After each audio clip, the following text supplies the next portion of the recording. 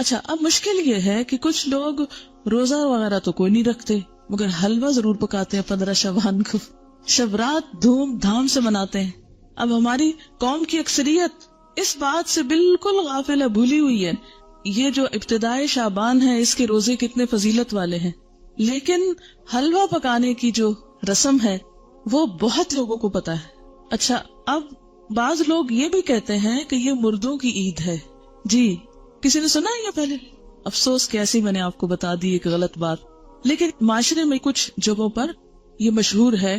تو یہ ہے کہ اس کو مردوں کی عید کہا جاتا ہے. تو اس ضمن میں بھی یہ ویسے بنیادی طور پر اس دن وہ ختم کا حلوہ ہی پکاتے ہیں اور مردوں کو ثواب پہنچانے کے لیے اور اس قسم کی رسومات جو ہیں وہ ادا کی جاتی ہیں. اور اس کے لیے دلیل کیا دیتے ہیں؟ بعض کا خیال یہ ہے کہ نبی صلی اللہ علیہ وسلم کا دندان مبارک احد کی جنگ میں شہید ہوا تھا، تو اس وقت آپ سے روٹی نہیں کھائی جاتی تھی، آپ کو حلوہ پکا کر دیا گیا تھا، تو اس لیے ہم بھی حلوہ پکاتے ہیں. یعنی وہ اس سے ریلیٹ کرتے ہیں اس حلوے کو. آپ کو معلوم ہے جنگ احد کب ہوئی تھی؟ شاباش، شوال 2 ہجری میں ہوئی تھی. اب شعبان تو تھا ہی نہیں، یعنی جنگ احد 15 شعبان کو تو ہوئی نہیں، ٹھیک ہے نا. تو اب یہ کہنا کہ ہم اس لیے حلوہ کھا رہے ہیں ثواب سمجھ کے کہ وہ آپ صلی اللہ علیہ وسلم نے کھایا تھا اس دن. اور دوسری بات یہ ہے کہ عربوں کے ہاں یہ جس قسم کا آپ حلوہ پکاتے اور کھاتے ہیں اور جو رسم مناتے ہیں، اس طرح کا حلوہ یہ عرب ڈش نہیں ہے. بیسیکلی اس طرح کے حلوے کی ریسیپی فرق ہے. لفظ حلوہ جو ہے وہاں سویٹ کے لیے، مٹھائی کے لیے بھی استعمال ہوتا ہے اور سویٹس کے لیے بھی استعمال ہوتا ہے اور گھر میں پکائے ہوئے حلوے کے لیے بھی ہو سکتا ہے، ٹھیک ہے. لیکن یہ جو ہم عام طور پر سوجی کا حلوہ پکاتے ہیں اور ایک خاص طرح سے رنگ وغیرہ بھی ڈال لیتے ہیں بعض اوقات اس میں، تو یہ ہمارے اپنے ذائقے ہیں اور اپنے کھانے پینے کے سلسلے. اور پوری اس کا تو آپ سوچیں بھی نہ. آپ کو معلوم ہے صحابہ کرام نے پہلی دفعہ میدے کی روٹی کب دیکھی تھی؟ نبی صلی اللہ علیہ وسلم کے زمانے میں کبھی میدے کی روٹی پکی ہی نہیں تھی، پکائی ہی نہیں گئی تھی. اور آپ خود کیا تناول فرماتے تھے؟ جو کی روٹی، ان چنے آٹے کی روٹی. آپ کس شوق میں پوریاں پکاتے ہیں پھر؟ یہ کون سی سنت ہے؟ ویسے ٹھیک ہے اپنے رواج کے لیے آپ پکائیں، مگر ایسی چیزوں کو اوائڈ ہی کریں تو بہتر ہے. تو اس لیے یہ کہنا کہ اس دن حلوہ پوری پکانا اس کی کوئی دلیل ہے یا اس کے پیچھے کوئی سنت ہے یا ثواب ہے، تو نہیں، یہ پھر ایک طرح سے بدعت ہو جاتی ہے. اچھا بعض لوگوں کا خیال یہ ہے کہ اگر کوئی شب رات سے پہلے فوت ہو جائے اور اس کے نام پر حلوہ پوری نہ پکائی جائے تو وہ شخص اس وقت تک مردوں میں ہی نہیں شامل ہوتا. پتہ نہیں کہاں رہتا ہے وہ. پھر آپ اس کے نام پہ پکا رہے ہیں، کتنا ظلم ڈھا رہے ہیں کہ اس کو مردہ ثابت کرنے لگے ہیں یا مردوں میں شامل کرنے لگے ہیں. اسے رہنے دیں کئی جیتوں میں. پھر جی ہاں، قبروں کی لپائی ہوتی ہے باقاعدہ. یہ پچھلے سال میں ملتان میں تھی اور میں نے خود دیکھی اور کچھ تصویر وغیرہ بھی دور سے اتاری کہ جو لوگ، یعنی مجھے یاد ہی نہیں تھا کہ آج 15 شعبان ہے. تو صبح کے وقت ہم گھر سے نکلے، اتنے لوگ قبرستان میں، اتنے لوگ. میں نے کہا خیر ہو، اتنے لوگ نعوذ باللہ کوئی اندر دفن ہو رہے ہیں، یہ کیا ہو رہا ہے. سچ مجھے پہلے نہیں سمجھ آئی کہ اتنا کیوں اس میں رش ہے نا.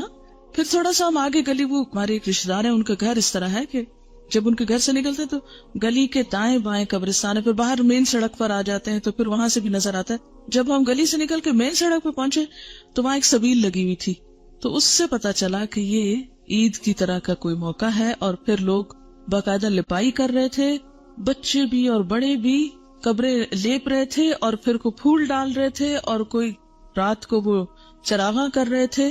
اب میں یہ سوچ رہی تھی کہ اگر ساری قوم سال میں ایک دن قبرستان کی صفائی کرنے لگتی ہے یا قبرستان میں جا کے لپائی اور اس پہ لگ جائے تو آپ دیکھیں کہ باقی کام کتنے رہ جائے نا. اور پھر ہوتا کیا ہے، جب تک وارث جیتے ہیں کوئی لپائی آ کے کر دیتا ہے، جب وہ بھی چلے جاتے ہیں تو ختم ہو جاتا ہے سلسلہ. اب قبروں کو پکا کرنا یا ان کی بار بار لپائی کرنا یہ بھی کوئی سنت نہیں ہے. قبروں کو اونچا کرنا اور ان کو بہت نمایاں کرنا اور ان کی بہت اس طرح کی کیئر کرنا جو ہے، اس کا ہمارے دین میں تصور نہیں ہے. مردوں کا احترام لازم ہے، اس کے لیے اچھی گہری قبر کھودنے کے لیے کہا گیا، کھود کے پھر اس کے سائڈ پر زمین کھود کے بغلی قبر کا بھی حکم آتا ہے. وہ زیادہ بہتر ہے بنسبت اس کے کہ آپ تھوڑی سی قبر کھود کے اور پھر اوپر سے سنگ مرمر لگائیں یا کوئی اور یہ چیزیں پھر ایکسٹرا ہیں. اس سے وقت بھی سرمایہ بھی ضائع ہوتا ہے. مردوں کو جو چیز فائدہ دیتی ہے وہ حلوہ پوری نہیں ہے، وہ آپ کی دعا ہے جس کے لیے آپ 15 شعبان کا انتظار نہ کریں. کب کریں وہ دعا؟ ہر روز کریں. ہر روز نماز پڑھیں اور کہا کریں ربنا اغفر لی ولوالدی وللمؤمنین. اس میں سارے قبروں والے آ جاتے ہیں. وللمؤمنین یوم یقوم الحساب. صرف قبروں کے اندر والے نہیں آتے، باہر والے بھی آتے ہیں. المؤمنین اتنی تو گرامر پڑھ لی ہے نا. ال لگ جائے اور پھر جمع کا بھی ہو ساتھ، سارے مومن آ جاتے ہیں، زندہ ہو کے من الاحیاء والاموات سب آ جاتے ہیں. تو بنیادی طور پر اس رات میں نہ تو کوئی حلوہ پکانے کا حکم ملتا ہے اور نہ ہی دن کو قبروں کی لپائی کا حکم ملتا ہے اور نہ ہی اس قسم کی کوئی خاص اس دن کی کوئی عید ہے. اور پھر اسی طرح یہ ہے کہ بعض لوگ اپنے گھروں کی خاص صفائی کرتے ہیں اس دن. ہو سکتا ہے آپ لوگ نہ کرتے ہوں لیکن یہ رواج بھی ہے. اور ایک مخصوص جگہ پہ حلوہ چپاتی رکھتے ہیں، یہ لپائی وغیرہ کر کے، تو ایک خاص کارنر جیسے ہوتا ہے. اور بعض لوگ اس کے ساتھ موسمی پھل اور مٹھائیاں وغیرہ بھی اس جگہ یعنی سجاوٹ کرتے ہیں، بوفے کی طرح بنا لیتے ہیں اس کارنر کو. اور پھر ساتھ یہ بھی کہتے ہیں کہ لبان اگر بتی بھی تھوڑی سی ساتھ جلاتے ہیں کہ یہ مردوں کی فاتحہ ہو رہی ہے. آپ دیکھیں کہ مردے کو کیا کیا چیز فائدہ دیتی ہے. جب ایک شخص فوت ہو جاتا ہے تو کیا کیا چیز کرنی چاہیے؟ جی آپ فرمائیے. انسان قبر میں تنہا اترتا ہے، صرف ایک چیز ساتھ اترتی ہے اور وہ انسان کا اپنا عمل ہے. ٹھیک ہے، باقی 2 چیزیں واپس آ جاتی ہیں، اولاد اور مال. جیسے غلام وغیرہ ہو یا اور کوئی گاڑی جس پہ لے گئے اس کو، یا اس کے علاوہ بھی اگر کوئی چیز ہے تو یہ 2 چیزیں جو ہیں واپس آ جاتی ہیں، مال اور اولاد. باقی عمل ساتھ اترتا ہے. ایک چیز، صرف ایک چیز، اگر وہ تھوڑے بہت کمی بیشی ہے تو پیچھے والے اب اس کے حصے کے عمل تو نہیں کر سکتے، لیکن نمبر 1 دعا کر سکتے ہیں جو مردے کو فائدہ دے گی. اور اس کے لیے آپ اس دن سے دعا شروع کیجئے جس دن سے وہ فوت ہوا، اور ہر روز کیجئے اور اس میں آپ دیر نہ کیجئے، کرتے رہیے. دوسری چیز، علم ينتفع به، ایسا علم جس سے لوگ فائدہ اٹھائیں، یعنی اس کے نام پر سے مراد ہے کہ اس کی طرف سے آپ کیا کریں، کسی بچے کو پڑھا دیں، کوئی اسکول بنوا دیں، کوئی کتابیں آپ لے کے لوگوں کو کوئی لائبریری میں رکھوا دیں، کوئی بھی علم کا کام، یا اس نے خود جو کچھ پڑھایا تھا اپنے اسٹوڈینٹس کو، یا کتابیں لکھی یا کوئی اور اسی طرح کی چیز تیار کی. اور تیسری چیز جو اس کو فائدہ دیتی ہے وہ کیا ہے؟ صدقہ جاریہ.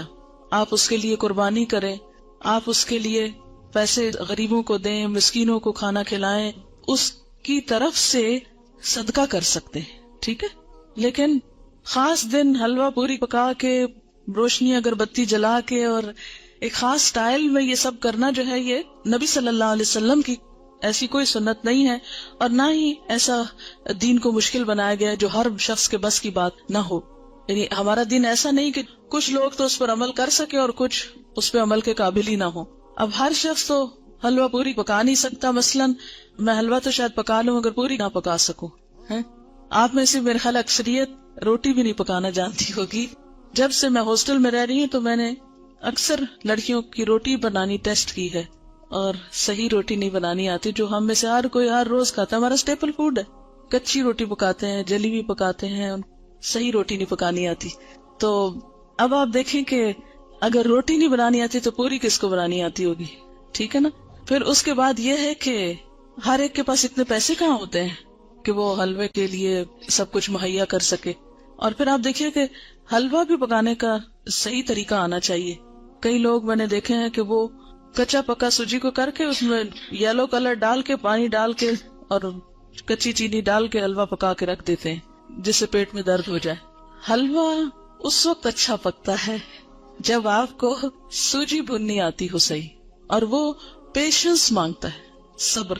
بہت ہلکی آنچ پہ کوئی کم از کم 1 گھنٹہ اگر آپ سوجی بنائیں پھر جا کر صحیح حلوہ بنتا ہے.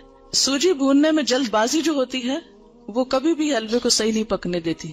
ٹھیک، لیکن ہم ہر چیز میں انسٹنٹ فوڈ کے عادی ہو گئے، انسٹنٹ، جلدی، فوری، جس کے نتیجے میں ہم اب دوسروں کو بیمار تو نہ کریں ایسے حلوے کھلا کے. بعض اوقات دم بھی اس کا صحیح نہیں آنے دیتے، کچا ٹیسٹ آ رہا ہوتا ہے اس میں. آپ کو پتا ہے مکھڈی حلوہ جو ہوتا ہے وہ کیسے بنتا ہے؟ دیکھیں خواتین کا دل پسند ٹاپک ہے نا. تو کیا ہوا اگر ہم اس پہ ذرا سی بات کر لیں. کیسے بنتا ہے؟ کسی کو آتا ہے؟ ہاں بتائیے. ہاں کتنی دیر پکتا ہے؟ تھوڑا ہے. کوئی اور بتائے گا؟ اٹک کی طرف کا کون ہے آپ میں سے؟ کیونکہ اس طرف یہ مکھڈی حلوہ بنتا. ہاں بتائیں گے آپ کتنا ٹائم لگتا ہے مکھڈی حلوہ بننے میں؟ دیکھا، اب خالہ تک رہ گیا. دیکھا آپ نے سیکھا نہیں ہے. وہ ہوتا یہ ہے کہ سوجی کو پانی یا دودھ میں بھگوتے ہیں، پھر اس کو اتنا پکاتے ہیں کہ وہ دونوں پھر الگ ہوں. یعنی دودھ تو خیر الگ نہیں ہوتا، لیکن اس کا جو گھی ہے، گھی میں پکاتے نا، تو پھر وہ گھی اور وہ بالکل الگ الگ جب ہو جائے تو پھر اس کو چھوڑتے ہیں. اور تقریباً 6 گھنٹے تو اس میں لگ ہی جاتے ہیں اگر آپ صحیح پکانا چاہتے ہیں. ویسے تو 2 منٹ میں بھی آپ گھول کے گرم کر کے رکھتے ہیں. خیر یہ باتیں میں نے ضمن ودن بریکٹس اس لیے کی ہیں کہ آپ سب بچیاں ہیں، خواتین ہیں، گھر والوں کی صحت کا انحصار آپ پر ہے. اگر آپ کو صحیح کھانا پکانا آتا ہوگا اور صبر بھی ساتھ آتا ہو تو پھر آپ کے گھر والے صحت مند ہوں گے، اور وہ صحت مند ہوں گے تو آپ کو دین کا کام کرنے کا وقت ملے گا. تو یہ جو صحیح کھانا پکانا آنا یہ بہت بڑی نعمت ہے، اور اس پر وقت لگائیں اور اس کو سیکھیں اپنے والدین اور خالہ وغیرہ سے، کیونکہ ایسا نہ ہو کہ یہ زبان تو ہماری جا ہی رہی ہے، ویسے آدھی اردو بولتے آدھی انگریزی بولتے. اب کھانوں میں بھی ہم نے کچھ چائنا سے منگا لیے ریسیپیز، کچھ ادھر ادھر سے. اب وہ کھانے کے سٹائل بھی بدلتے جا رہے ہیں. حالانکہ بیسٹ فوڈ جو ہے الحمدللہ ہمارے اس کانٹیننٹ کا ہے، کہ جو بہت اچھی طرح ویل کوکڈ اور ٹیسٹ کے حساب سے بھی اچھا ہوتا ہے. لیکن افسوس یہ کہ اب ہم آؤٹ ڈور ایٹنگ کے اتنے عادی ہو گئے ہیں کہ ہمیں گھر میں پکانا اچھا ہی نہیں لگتا نا. اور اکثر لڑکیوں کو یہ کہتے سنا گیا آئی ہیٹ کوکنگ. دین والی کوئی لڑکی یہ زبان سے بات نہ نکالے، ٹھیک ہے؟ کیوں نہ نکالے؟ وجہ آپ کو پتا ہے کہ کھانا کھلانا کون سے کاموں میں سے؟ جی ہاں، تو یہ صرف غریب کو کھانا کھلانا نہیں، اپنے گھر کے غریبوں کو کھلانا جو ہے وہ بھی ایک بہت بڑی نیکی کا کام ہے. تو ہیٹ کوکنگ کہنے کی بجائے، لیکن اعتدال اس میں بھی، یہ نہیں کہ پھر آپ کچن سے نہ نکلیں. اور اس میں کہ سادہ غذا ہو لیکن ویل کوکڈ، نیوٹریشس، جس سے آپ کی صحت، آپ کے بچوں کی صحت درست رہے. اگر وہ درست رہے گی انشاءاللہ آپ کے پاس وقت زیادہ ہوگا، پھر آپ دین کا کام زیادہ اچھی طرح کر سکیں گے. ٹھیک ہے نا؟ یہ بات میں اپنے تجربے سے آپ کو بتا رہی. جی آپ کچھ کہنا چاہ رہی؟ جی دعا کر سکتے ہیں. اللہ تعالیٰ کے لیے کیا مشکل ہے؟ وہاں تو ہے نا اس کے پاس، وہ جدھر چاہے ڈال دے. یمحو اللہ ما یشاء ویثبت. کیا مطلب اس آیت کا؟ یمحو اللہ ما یشاء ویثبت، مٹا دیتا ہے جس چیز کو چاہتا ہے اور باقی رکھتا ہے جس کو چاہتا ہے. اس میں جو چاہے وہ تبدیلی کر سکتا ہے. وَعِندَهُ أُمُّ الْكِتَابِ، اور اس کے پاس ہے اصل کتاب. سب کی تقدیریں اس کے ہاتھ میں ہے. جس کو جو چاہے عطا کر دے اور جس کے حصے سے جو چاہے کراس کر دے کہ نہیں یہ اس کو نہیں دینا. اچھا جناب، پھر اس کے بعد یہ ہے کہ بعض لوگوں نے یہ بھی بات مشہور کر رکھی ہے کہ میت کی روح 40 دن گھر آتی رہتی ہے، اور مومنین کی روح جمعہ کی رات کو، شب برات کو اور عیدین کو اپنے گھروں پہ آتی ہے. یہ بات مشہور ہے کہ اس دن روحیں آتی ہیں. ایک تو جمعرات کے دن آتی ہیں، اور ایک جو ہے عیدوں کو آتی ہے اور شبرات کو آتی ہیں. حالانکہ اس کے پیچھے کوئی دلیل نہیں ہے، یہ ہمارا اپنا خیال ہے. دیکھیں وہ کس لیے آئیں گے، کیا کرنے آئیں گے؟ ان کا دنیا سے کوئی رشتہ، کوئی تعلق، ان کو تو کوئی انٹرسٹ ہی نہیں رہتا یہاں سے. جو نیک لوگ ہوتے ہیں وہ کہتے ہیں شکر ہے ہماری جان چھوٹی اس مصیبتوں کے گھر سے، اس قید خانے سے. اور جو برے لوگ ہوتے ہیں وہ جتنا بھی چاہیں کہ آ کے واپس کوئی اچھا عمل کر سکے تو آ نہیں سکتے. سورۃ المؤمنون میں آپ نے ایک آیت پڑھی ہوگی، وَمِن وَرَائِهِمْ بَرْزَخٌ إِلَى يَوْمِ يُبْعَثُونَ. جو روح ایک دفعہ آگے چلی گئی ان کے پیچھے برزخ حائل ہو گیا، پردہ حائل ہو گیا. کب تک؟ إِلَى يَوْمِ يُبْعَثُونَ، اس دن تک جبکہ یہ بالکل ایسے جیسے بچہ پیدا ہونے کے بعد واپس نہیں ماں کے پیٹ میں جا سکتا، ایسے ہی دنیا سے جانے کے بعد انسان دنیا میں نہیں آ سکتا. اتنا ہی محال ہے. جیسے بچے کی پیدائش میں ماں کو ایک تکلیف اٹھانی پڑتی ہے نا، تو مرتے وقت جب انسان کی روح نکلتی ہے تو خود اس کو یہی کرب سے گزرنا پڑتا ہے. تو روح بھی آپ دیکھیں کہ بہت سے وہ لوگوں کے مرتے وقت کے حالات سنے ہوں گے، پڑھے ہوں گے. ایک ڈاکٹر مودی شاید اس نے 120 لوگوں کے موت کے واقعات لکھے میں ہیں. تو وہ تجربہ یہ بتاتے ہیں کہ جیسے ایک گیٹ کھلتا ہے اور اس میں ہم جا رہے ہیں، ٹریول کر رہے ہیں، آگے کو جا رہے ہیں. تو بات یہ ہے کہ جو آگے چلا جاتا ہے وہ میں وَرَائِهِمْ بَرْزَخ، پیچھے آڑ آ جاتی ہے، دروازہ بند کر دیا جاتا ہے. اب دنیا میں نہیں کوئی آتا، اور انہوں نے کرنے بھی کیا آنا ہے. اور کہیں سے ثابت بھی نہیں ہے قرآن سے کہ روحیں ہمارے گھروں میں واپس آ کے رہتی ہے. ٹھیک ہے نا؟ اور آپ ذرا سوچے تھوڑی دیر کے لیے کہ اگر آپ کو مرنے کے بعد آپ کے گھر میں بار بار آنے کی اجازت دی جائے تو آپ کا حال کیا ہوگا، بتائیے ذرا. آپ دیکھیں گے آپ کا سامان کسی کے پاس چلا گیا، آپ کی چیزیں کسی نے توڑ دی ہیں، آپ کی چیزیں کسی نے پھینک دی ہیں، خراب کر دی ہیں، تو آپ دیکھ دیکھ کے کیا کریں گے؟ ذرا سوچیں، اپنے آپ کے لیے سوچیں کہ آپ مرنے کے بعد پھر آئے دنیا میں، اور عید کو بھی آتے ہیں، اور شبرات پہ بھی آتے ہیں، اور جمعرات کو بھی آتے ہیں، اور 40ویں پہ بھی آتے ہیں، تو پھر آ کے آپ کیا کرتے ہیں؟ کیا کریں گے؟ آ کے کتنی حسرتیں ہوں گی نا. تو کیا آپ سمجھتے کہ اللہ تعالیٰ بندوں کو اس طرح حسرتوں میں مبتلا کرتا ہے کہ واپس بھیج کے، یعنی سارے تو عید کے کپڑے پہن کے کھڑے ہوں اور ہم دور کھڑے دیکھتے رہے ہیں کہ یہ عید منا رہے ہیں اور ان کو ہم بھول گئے، ہمیں یاد ہی نہیں کرتے اب یہ. اور پھر ہمارا دل چاہے گا کہ ہم کسی کو گلے ملیں، یہ جو آپس میں ہم بھی ملیں تو مل نہیں سکیں گے. اور پھر کسی کو دیکھ کے دل چاہے گا کہ اس سے بات کریں، بات ہی نہیں کر سکیں گے. تو یہ بات عقل کو بھی نہیں لگتی کہ کوئی مرنے کے بعد پھر دنیا میں آئے، اور پھر آئے بھی خاص اوکیزنز پہ جب لوگ خوشیاں منا رہے ہوں اور آپ مر کے آ کے ان کے سر پہ دیکھ رہے ہوں حسرت سے.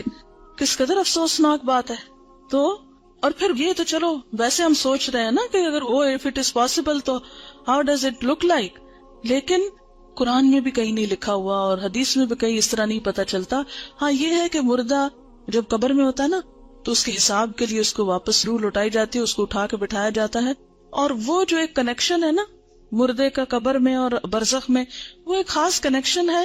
جیسے ہمارے پاس ایک ٹیلی فون ہے اور ایک کسی اور جگہ پر ہے تو وہ ایک خاص وائر کے ذریعے کنیکشن ہے. تو جسم اور روح کا ایک کمیونیکیشن کو ہو سکتا ہے آپس میں، لیکن وہ قبرستان کی حد تک ہو جائے تو ہو جائے، کیونکہ وہاں سزا جزا کا ایک کنسپٹ موجود ہے قبروں کے اندر. لیکن عام گھروں میں اور گھروں کے اندر آ کر، اور پھر یہ کہ کچھ روحیں بھٹکتی ہیں اور کچھ روحیں دوسروں کے اوپر مسلط ہو جاتی ہیں، اور یہ سب جنات ہوتے ہیں جن کو انسانی روحیں سمجھ کر وہ کیا جاتا ہے. اور بعض اوقات شیاطین دھوکہ دیتے ہیں انسانوں کو، کیونکہ بعض لوگ کہتے ہیں نا مجھے بالکل ابھی خوشبو آئی تھی اور مجھے ایسے لگا جیسے مجھے کسی نے آواز دی ہے، اور مجھے بالکل وہ تو میرے بھائی جیسا ہی تھا، کوئی مجھے ہیولا نظر آیا گھر میں، اور یہاں خانہ کعبہ میں نظر آیا فلاں، وہ تو فوت ہو چکا. یہ سب اگر آپ نے سائیکالوجی پڑھی ہوئی ہو تو اس میں آپ نے پڑھا ہوگا، التباس کے بارے میں پڑھا ہوگا، ہیلوسینیشن وغیرہ کے بارے میں. خیر وہ ایک اور ایکسٹریم پہ لے جاتے ہیں.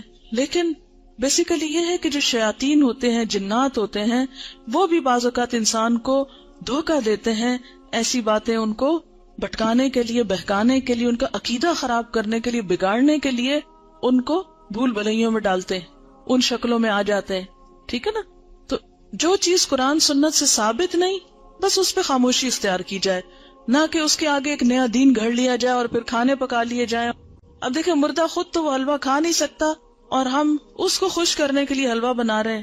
اب مثلاً آپ کسی کے گھر میں جائیں اور وہ کہ ہم نے آپ کو خوش کرنے کے لیے یہ سب کچھ پکایا ہے اور کھانے نہ دیں آپ کو، یا آپ کھا نہ سکیں اس کو، آپ کتنے خوش ہو کے لوٹیں گے؟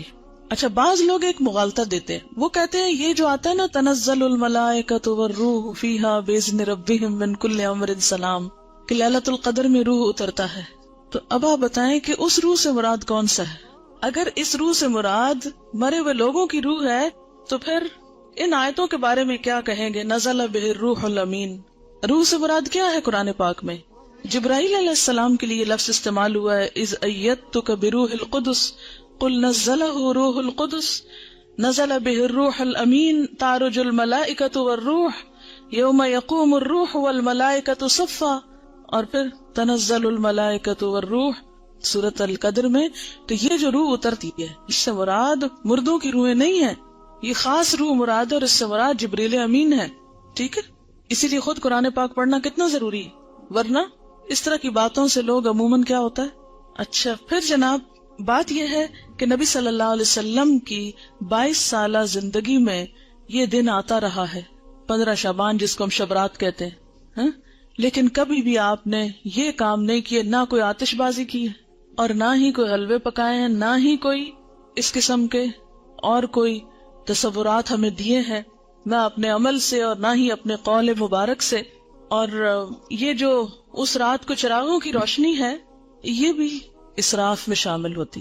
لوگ گھروں پر موم بتیاں لگاتے ہیں نا، کبھی دیکھیے موم بتیاں، اور پھر اس کو بھی آہستہ آہستہ عید کا نام دے دیا ہے. اب دیکھیں کہ عیدیں بڑھانے پر بہت ہمارا زور ہو گیا. مثلاً عید میلاد النبی ایک بنا لی ہے، ایک شبرات کو مردوں کی عید کہہ کے عید بنا لیا ہے، 2 عیدیں پہلے تھی جو آپ صلی اللہ علیہ وسلم نے بنائی، وہ تو اصل عید ہے. تو کیا یہ زیادتی کی بات نہیں ہے کہ دین میں اضافے کرتے چلے جا رہے ہیں؟ یعنی آپ نے تو اس کو عید نہیں کہا، نہ سیلیبریٹ کیا، اور ہم اس کو عید کے طور پہ سیلیبریٹ کر رہے ہیں. اصل میں ہندوؤں کے ہاں ایک دن ہوتا ہے دیوالی کا، اس میں اس قسم کے کام ہوتے ہیں. مخصوص گھر لیپا پوتی کرتے ہیں، مخصوص کارنر پہ کھانے حلوے پکا کے رکھتے ہیں، چراغاں کرتے ہیں. اب ہمیں اسلام میں آ کر کچھ اس قسم کے فنکشنز کرنے تھے اور کچھ ایسے ہمیں آلٹرنیٹ تلاش کرنے تھے، تو وہ ہم نے اس شکل میں کر لی. کیونکہ ہم لوگ بیسیکلی تو سب یہاں جو ہمارے آبا و اجداد ہیں وہ ہندوؤں سے مسلمان ہوئے نا، یا سکھوں سے مسلمان ہوئے، کیونکہ اس علاقے کے لوگ جو ہیں بنیادی طور پر یہاں کا جو ہندوازم ہے یہ قدیم ترین مذہب ہے اس علاقے کا. تو ان کی اولادیں ہونے کے ناطے سے پھر بہت سے لوگ جب اکثریت میں مسلمان ہونے لگتے ہیں تو عموماً کیا ہوتا ہے، وہ کلمہ تو پڑھ لیتے ہیں لیکن طریقے وہی ہوتے ہیں، اور بعض اوقات نئے دین میں آ کر بھی پرانے دین کی چیزوں کو کہیں نہ کہیں فٹ کر دیتے ہیں. جیسے نئے گھر میں آپ جاتے ہیں تو پچھلے گھر کی چیزیں کہیں نہ کہیں لٹکا دیتے ہیں، کوئی ادھر کوئی ادھر. تو یہی کچھ ہمارے ساتھ بھی ہوا ہے. اور پھر یہ ہے کہ آتش بازی جو ہے اس میں جان کا نقصان بھی ہے، مال کا نقصان بھی ہے، ویسے بھی خطرہ ہے کہ کسی کو آگ لگ نہ جائے، یا خاص طور پر جو فائر ورکس کرتے ہیں. یہ تھی چند باتیں جو اس حوالے سے آپ سے کرنا تھی. اس کے ساتھ ہی جو کچھ کوشچنز ہیں میں ان کے جواب دے دیتی ہوں. ایک اور غلط فہمی بھی اس دن کے بارے میں ہے جس کا ذکر کرنا ضروری ہے. بہت سے لوگ یہ سمجھتے ہیں کہ اس رات کو تقدیر کے فیصلے ہوتے ہیں، 15ویں شعبان کو، ٹھیک ہے، کہ تقدیر لکھی جاتی ہے، اور اس کو کر دیتے ہیں مکس کس کے ساتھ، لیلۃ القدر کے ساتھ. لیلۃ القدر جو ہے وہ رمضان کی رات ہے. قدر کا کیا معنی ہے؟ نمبر 1 تقدیر، نمبر 2 اندازہ، نمبر 3 تنگ ہونا. اس رات اتنے فرشتے اترتے ہیں کہ زمین تنگ ہو جاتی ہے ان کے لیے. نمبر 2 یہ کہ وہ بڑی قدر و قیمت والی رات ہے کہ قرآن نازل ہوا تھا، انا انزلناہ فی لیلۃ القدر. اچھا، تیسری بات یہ ہے کہ اس لیلۃ القدر میں تقدیر جو ہے بندوں کی وہ فرشتوں کے حوالے کی جاتی ہے. تنزل الملائکۃ والروح فیہا باذن ربہم من کل امر. تو سارے امور جو ہے زمین پہ جن کی ایگزیکیوشن ہونی ہے وہ فرشتوں کے سپرد، یعنی سال کا بجٹ دیا جاتا ہے.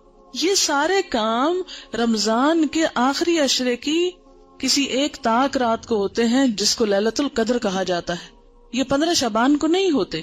ٹھیک ہے، بات یہ ہے کہ قرآن پاک میں آتا ہے وَمَا نَهَاكُمْ عَنْهُ فَانْتَهُوا، جس چیز سے نبی صلی اللہ علیہ وسلم روکے اس سے رک جاؤ. ٹھیک ہے، تو آپ جب روکتے ہیں ایک بات سے کہ 15 کے بعد نہیں روزے رکھو، تو پھر ہم یہ نہیں کہیں گے چونکہ آپ نے رکھے تو ہم آپ کی سنت فالو کر رہے ہیں. ٹھیک ہے، اچھا یہ لکھے ہوئے سوالوں کے جواب دے دیں. شعبان کے پہلے 15 دنوں میں پورے 15 دن کے روزے رکھ سکتے ہیں اگر آپ چھٹی نہ کر لیں روزہ رکھ کے، یا دیر سے نہ آنا شروع کر دیں. کیونکہ ہوتا یہ ہے کہ آپ پھر ایڈوانٹیج لے جاتے ہیں کہ ہم روزے سے ہیں اس لیے ہم نے ہوم ورک نہیں کیا یا ٹیسٹ نہیں دے رہے. اگر کوئی یہ پوچھے کہ ہم کیا کریں اس دن 15 شعبان کو، نہیں لوگوں کو عادت ہو گئی ہے ختم وغیرہ کرنے کی، تو اس لحاظ سے وہ پوچھیں کہ پھر اس دن کیا کریں، تو ان کو کیا جواب دیں؟ کیا جو پکا کر گھر حلوہ چاول وغیرہ بھیجے تو اس کو کھا لیں؟ اب دیکھیں بدعت کا کھانا ہے، ٹیکس کی قسم کا ہے. پہلی بات تو یہ ہے کہ انہیں کہیں وہی کریں جو روز کرتے ہیں، نمازوں کی پابندی کریں، صدقہ خیرات جیسے روٹین میں کرتے ہیں.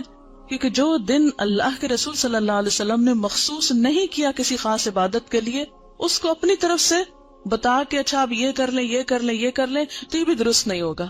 آپ کیا بتائیں جو روز کرتے ہیں وہی اس دن کریں، کیونکہ نبی صلی اللہ علیہ وسلم سے کوئی خاص عمل ثابت نہیں ہے. اگر والدین اور شوہر روزے اس ماہ میں منع کریں تو کیا ان کی بات مان لی جائے؟ نفلی روزے میں شوہر کی اجازت ضروری ہے، تو یہ نفلی روزے ہیں، ٹھیک ہے نا. اللہ یہ کہ آپ کو فرض پورا کرنا ہے، پچھلا قضا کرنا ہے، وہ تو پھر آپ نہیں کسی کی بھی مانیں گے. لیکن نفلی روزے میں بیوی کے لیے شوہر کی اجازت ضروری ہے لیکن والدین کی ضروری نہیں ہوتی. What's your grandson's name؟ چلے میں آیت ایک پڑھتی ہوں، آپ بتائیے. لم نجعل له من قبل سمیہ. جی یہ نام اللہ تعالیٰ نے خود رکھا تھا نا حضرت یحییٰ کا. چلیے اگر کسی عورت کے پچھلے رمضان کے فرض روزوں کی قضا باقی ہو، وہ روزے رکھنے کی طاقت رکھتی ہو، تو 15 کے بعد رکھ سکتی ہے یا قطعی ممنوع؟ دیکھیں قطعی ہے یا نہیں، جب پسندیدہ یہی ہے کہ نہیں رکھے، الا یہ کہ قضا رہتے ہیں تو کچھ قضا پہ شوال میں جا رکھے. ٹھیک، روحیں اگر اس طرح نہیں آتی تو پھر ان کے بارے میں آپ کیا کہیں گی جو لوگ روحوں کو بلاتے ہیں اور ان سے باتیں کرتے ہیں؟ میں نے خود بھی کئی دفعہ یہ ایکسپیرینس کیا ہے یہ ایکسپیرینس میں بھی کر چکی ہوں، ایسی بات نہیں ہے، لیکن یہ سب جنات ہیں. مرے ہوئے لوگوں کی روحیں نہیں آتی، جنات ہوتے ہیں جو آس پاس گھومتے پھرتے رہتے ہیں، جن کو ہمارے حالات پتہ ہوتے ہیں، اور وہ اس کے اندر آ کے جو باتیں ہمیں معلوم ہوتی ہیں وہی وہ ہم جو پوچھتے ہیں وہ کچھ نہ کچھ اوٹ پٹانگ بتاتے رہتے ہیں. It's just waste of time, کوئی فائدہ نہیں، علم لا ینفع ہے. اور کئی لوگ 40 دن تک لائٹ نہیں آف کرنے دیتے کہ جو فوت ہوا شخص ہے وہ واپس آتا ہے. تو دیکھیں آپ کو اندھیرے میں اپنے گھر کا راستہ ملتا ہے؟ اتنی جب ڈارک رات ہو جاتی ہے، چلو شہر میں تو پھر بھی روشنی ہوتی ہے، گاؤں وغیرہ میں تو اندھیرا ہو جاتا ہے. چلو کوئی بات نہیں، وہ تو غریب کو، لیکن 40 دن نہ مقرر کرے. جتنی توفیق ہے 1 دن میں دے دیں، 2 دن دیں، 40 دیں، سارا سال دیں، ساری زندگی دیں، صدقہ کرنے میں کوئی حرج نہیں ہے. لیکن مخصوص نہ کریں کہ صرف 40 دن، اور وہ بھی ایک مخصوص جگہ پر ہی بھیجنا ہے اور پکا کے بھیجنا ہے. آپ کچا راشن بھی دے سکتے ہیں، آپ کسی کو کپڑا بھی دے سکتے ہیں، آپ کتابیں لے کے دے سکتے ہیں، آپ کہیں کسی بیمار کا علاج کرا سکتے ہیں. یعنی صدقے کی تو بہت ساری قسمیں. دیکھیں یہ شب رات، شب کا مطلب بھی رات ہے اور رات کا مطلب بھی رات ہے. کیا وہ رسا اپنے مردے رشتہ داروں کی کچی قبروں کو سال میں کسی دن بھی لیپ کر سکتے ہیں؟ اگر کوئی خاص دن مقرر نہ کریں، بلکہ اس نیت سے کریں کہ قبر بیٹھ نہ جائے، دب نہ جائے. دیکھیں اس میں اصول یہ ہے کہ مردے کی جو حرمت ہے، ٹھیک ہے نا، مرے ہوئے انسان کی بہت عزت ہے، حرمت ہے، اسی لیے اس کو نہلاتے ہیں. حالانکہ مر گیا تو آپ کہیں اب تو مر گیا، کیا فائدہ اس نے جانا تو مٹی میں نہلانا کس لیے. لیکن کتنا احتیاط سے نہلاتے ہیں، صاف ستھرا کرتے ہیں، پوچھتے ہیں، کفن میں لپیٹتے ہیں، پھر زمین میں اس کو دفن کرتے ہیں. یہ سب کچھ کس لیے ہے کہ انسان جانوروں کا نشانہ نہ بنے. اگر ایسے ہی جا کے رکھ آئیں کہیں ہم مردے کو، دفن نہ کریں تو کیا ہوگا؟ جانور کھا جائیں گے نا اس کو، کوے ٹھونگے ماریں گے اس کی آنکھوں میں، اس کا دماغ پھاڑیں گے، کتنا اس کا. وَلَقَدْ كَرَّمْنَا بَنِي آدم، بنی آدم کو ہم نے عزت عطا کی ہے. انسان خواہ زندہ ہو یا مردہ، اس کی عزت ہے، حرمت ہے. تو دفنانے کی حکمت کیا ہے؟ حرمت نہیں پامال ہو. مٹی سے بنا ہے، مٹی میں واپس چلا جائے، وہ اس کے لیے معزز ترین مقام ہے. ٹھیک ہے نا. اب اگر کہیں آپ دیکھتے ہیں کہ قبر اس طرح بارش میں بھیگ گئی کہ جسم ایکسپوز ہو گیا مردے کا، تو اس کو دوبارہ دبانا، اس کے اوپر مٹی ڈالنا، اس کی لپائی اگر کرنا چاہیے کچھ بھی، تو دیٹس اوکے. یعنی اس حد تک تو ٹھیک ہے. آپ کو معلوم ہے ایک سیلاب آیا تھا، اس میں مجھے بتایا گیا تھا ایک علاقہ ہے شاید پنڈ دادن خان یا کون سا، کہ اس میں اتنا زور کا سیلاب تھا کہ زندہ گائے بھینسیں تو جو ڈوبی سو ڈوبی، جو مردے تھے وہ قبروں سے نکل کے تیرنے لگے تھے. جی ایسا ہوا تھا. یہ لئی نالے کا جو تھا، جی آپ نے دیکھا یا سنا اس وقت جب یہ ایسا دیکھا بھی تھا. تو اب آپ دیکھیں ایسے اگر نظر آ جائے تو کیا حکم ہے کہ اس مردے کو یعنی دوبارہ دفنایا جائے، اس کی قبر درست کی جائے، اس کو جانوروں کے حوالے نہ کیا جائے. اسی لیے آپ دیکھیں کہ اگر مردہ بچہ بھی پیدا ہوتا ہے نا، یا ادھورا بچہ بھی پیدا ہوتا ہے، ناقص بچہ بھی پیدا ہوتا ہے، تو اس کو بن میں یا کہیں کوڑے کے ڈھیر پہ نہیں پھینکتے. آپ لڑکیاں ہو اس لیے آپ کو یہ بات پتہ ہونی چاہیے. بعض اوقات کیا ہوتا ہے کہ بچہ ابارٹ ہو جاتا ہے نا، مس کیریج ہو جاتا ہے نا، اور بہت چھوٹا ہوتا ہے کہ ابھی بعض اوقات اس میں روح پڑی ہوتی ہے، بعض بہت چھوٹا سا. ایون اگر مضغہ کی سٹیج بھی ہو، مضغہ کی سٹیج پر بھی ایسی کوئی تکلیف ہو کہ انسان نہیں بنا، شیپ نہیں بنی، بازو نہیں بنے، لیکن بوٹی پوری بن چکی ہے، تو بھی اس کو بن میں نہ ڈالیں. کیا کرے؟ یا کہیں زمین کھودے اور اس کے اندر